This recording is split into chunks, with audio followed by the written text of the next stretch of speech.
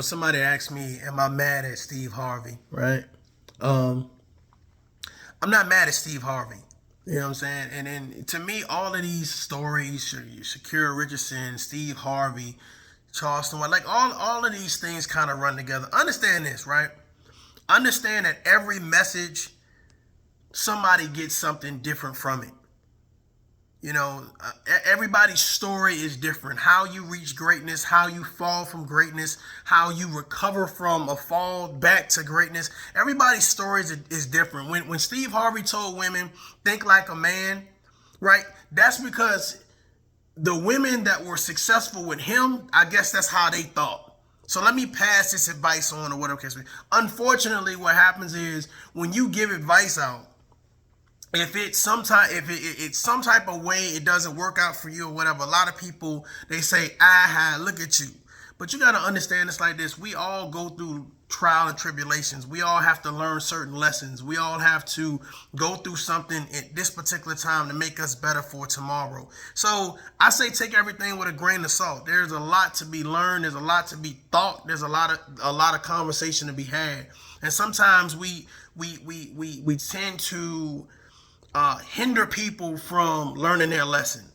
Sometimes it's karma, and sometimes it's just, you need to learn this so that way you can be better. You need to learn this so that way you can go forward. And I think a lot of times we just we miss the mark on things. We miss the mark on appreciating somebody going through their lesson.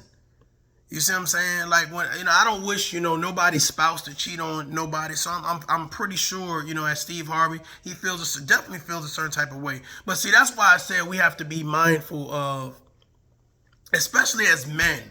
Like we do sometimes we overdo it when it comes to empowering women. Like what we say to women. Should we encourage and say, hey sis, you could do it? Yeah, definitely. But I think that sometimes men jump onto the women's side and they want to give women advice versus giving men advice. Do you realize how many men out in today's society don't have role models, didn't have a father figure, didn't have some type of leadership guy in place so that way they can actually help them?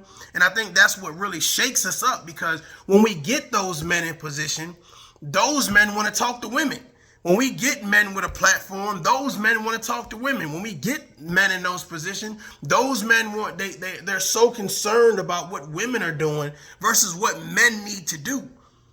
What we need to have a conversation about. So, you got to think about, like I said, all messages are not for you. And sometimes people can ordain messages for other genders, and nationalities that it shouldn't even be for. It's great as men. Hey, you can go, you can do it. Hey, I believe in you. I'm gonna support your business. I'm gonna support X, Y, and Z. But it's like when you realize that there's a major deficit of fathers being fathers, of fathers being protectors, and fathers being providers, fathers co-parenting. Those are classes. Those are of courses of conversation that needs to be had. And for some reason, when we feel we've reached a certain plateau, we don't value simplicity. We don't value knowing what we know. Especially if you wasn't spoon-fed and you grew up in the hood or the projects or whatever it case to be. You got a situation where, okay, I've made it. Let's talk about Steve Harvey. I've made it to this echelon or whatever it case to be. And now I want to tell women to think like men. Well, how does that really work? So do the men need to think like women? Like we give advice and it sounds catchy, but then it turns out to be such a cliche. Because if you're thinking like a man as a woman, are you still handling the woman's responsibilities? Or who handles the woman's responsibilities? So we're teaching our daughters to be bad bitches. We're teaching our daughters to think like men. We're teaching our daughters to be self-centered. We're teaching our daughters to be as provocative as possible. And hopefully these other men that never had father figures, because those guys that should have been in father figure places, they were so concerned about doing other things when it came to women. Whereas I'm going to make myself look good in front of these women, but I'm not going to teach these younger guys anything. Suppose you don't play football. Suppose you don't go to church. Suppose you don't have anybody that's a male figure. Suppose your mama ain't out there like that. You know, she ain't got a mama friend coming over tonight. So suppose you don't have any males around you that could really sit you down and say, hey, young guy, sit down. I got something to talk to you about. Let's talk about life. And a lot of us don't realize that we're in a position to talk about life, especially with the younger generation. And sometimes it's not always the younger generation. I'm going to be honest with y'all. Sometimes it's not always the younger generation. Sometimes it's the people in the 30s, the people in the 40s, the people in the 50s. Those are people you need to talk to. And sometimes it ain't 15, 12, and 8. Sometimes it's people that's your peers that you need to talk to and say, man, we missing a mark. We missing a legitimate opportunity to have conversations where young guys can see us and say, oh, I get it now. They can see you have disagreements, come back together and shake hands and say, well, I don't agree with you on everything, but I understand. And it doesn't have to be a disrespectful situation. And it doesn't have to be an onslaught of nonsense that comes after a disagreement. So I'm not mad at Steve Harvey. I think Steve Harvey is doing what, a lot of celebrities do. I think they realize they have a platform, and they kind of weigh on what it is that they really want. You can tell a lot from a person who feels they've accomplished something, so they're far removed from something, right? Like for people, let's just say first-time offenders, and they need lawyers, and a lot of people, because they don't have lawyers and they got public defenders, they get a lot of jail time, etc. But people who got lawyer money, they kind of move different. It's like, oh, the cop stopped me, I just have my lawyer deal with it, right? I might get locked up and then I'll just bail out and then let my lawyer deal with it. But the people who don't have money and the people that now have to go in front of this judge, they're now getting time that they would not have got. So the worry is different. The energy is different. The conversation is different. And that's why I think right now the conversation is different. And then you got to learn to have conversations at your level as well. If you're dealing with someone who has a home, bills paid for, that's enjoying life, living life to the fullest, it's very difficult to have a conversation about struggling when you're not struggling. You know what I mean? No, how many times you gonna say, oh yeah, been there, done that? No, nobody wants to hear that. They want to say, okay, either you're gonna help me or there's no need for us to have a conversation, because really that's what people want to do. People who need help and guidance want to sit down with somebody that's going to be able to provide that. But again, you gotta have a conversation with people that's interested in the conversation. Not I've been there and done that. No, show me how you left that position. Show me how you leveled up.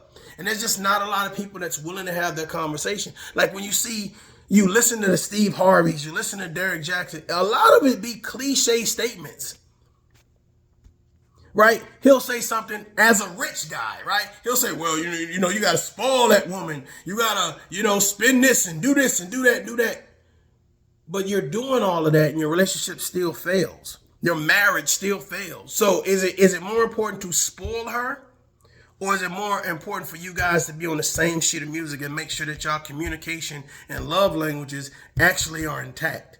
And again, rich people problems versus average people problems. So understand that every message is not for you.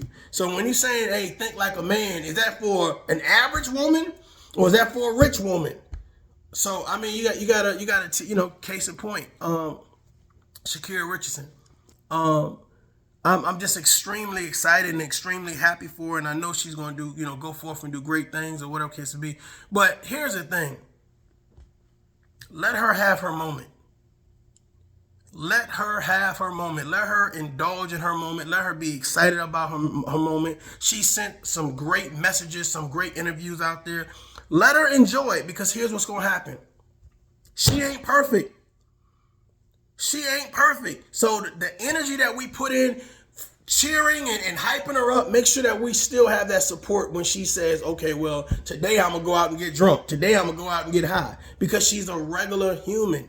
You got, and don't, and this is why I said every message ain't for everybody, but some messages you got to make sure that you keep the same energy with. The same energy when she says, I'm not back, I'm better. a lot of us are going through things where we feel that we're not better yet. You know, we're in the fight. We're waking up every day. We're going to work. We're doing the things that we need to do in our community, with our children, with our significant others, for ourselves. But we just not better yet. And I think you need to find something you can tap into where it makes you better, where those messages continue to encourage you. So, but I think what people get it kind of crazy is that my message today doesn't mean, if I'm 100% today and I give a message, don't mean I'm going to be 100% when I give my message tomorrow. So that other 10, 15, 30, hell, 50%, sometimes 80 to 90%, I may need from somebody else. So I think a lot of times, especially when you see people that's positive, or people that send out these messages like the Steve Harveys and the Charleston Whites and the Sha'Carri Richardson, like they send these messages out, and we expect you to keep this energy. We expect you to keep this high. We expect you to be, able to talk your shiz not eat, right? And I'm not back. I'm better. Like, think like a man. We expect these messages to be bold and courageous and, lioness and lion. So we expect you to always be at 100. But the truth of the matter is, that's not how life works. You know what I'm saying? So if you get somebody and you catch them in their 100 moment, you catch them in their courageous moment, you catch them in their encouragement moment, pull that in and hold on to that, because they may not be there tomorrow. They may not be at 100 tomorrow. So when I say be able to take the message and use it and ordain it for what it is, be able to take it and say, oh, okay, this message is for me, and I'm going to hold on to it, because I know that tomorrow you may not be here. Tomorrow you may not be able to give this message. So I'm going to hold on to this positive message. But I also know that you're human. I'm not going to put you on a pedestal as a celebrity. I'm not going to put you on a pedestal as a millionaire. I'm not going to put you on a pedestal as X, Y, and Z. I'm going to put you in front and say, thanks for the message. Appreciate it. Thanks for taking the time from your busy day, your schedule, to come and deliver a message that you think it will be worthwhile to somebody. So that's when I hear those messages from Sha'Carri Richardson, from the Steve Harveys and the Charleston White. Some things you say, okay, I can get with you. I can rock with you. I appreciate it. But I don't take the message, and then as soon as they do something wrong or something wrong happens, now the message is totally depleted. No. Same thing with Derrick Jackson. I heard a couple things he said. Okay, yeah, I agree to some of those things. Yeah, you know what I'm saying? But a lot of times people feel like if they disagree with one thing, they automatically have to disagree with everything, and that's not the case. That doesn't make you a flip-flopper, a clout chaser, or none of that crap. It makes you a person that has your own identity, a person that can think for themselves, a person that can take fact versus opinion versus emotion versus experience versus education and say, I can come up with a sound decision for myself. I don't play follow the leader. I stand on my own too. And I say, okay, this is how I feel. This is my perspective. And I think that's the best thing to do. So as we go forth, or whatever case may be, salute to all the people out there sending messages. Salute to all the people out there receiving messages, and understand that you may not be at 100 all the time sending your message the same way all the time.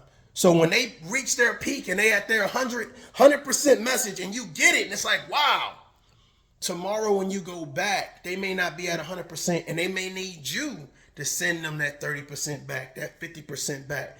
And say, hey, keep your head up, keep that encouragement up, or whatever. So when I see people, I don't condemn them, because I realize they're not at 100%. So what I need to do is kind of push a little bit of energy their way, so that way to help them and encourage them to get back to their 100%. Every message is not going to be at 100%. Everybody sending a message is not going to be at their 100%. This could be my last dying wish, to send out a little bit of positivity. You never notice those people that's on their deathbed? It's like, I love y'all, forgive me, and yada, yada. And that's their last dying breath message. Well, you take that. You internalize that. Don't hold grudges. Forgive, but don't forget.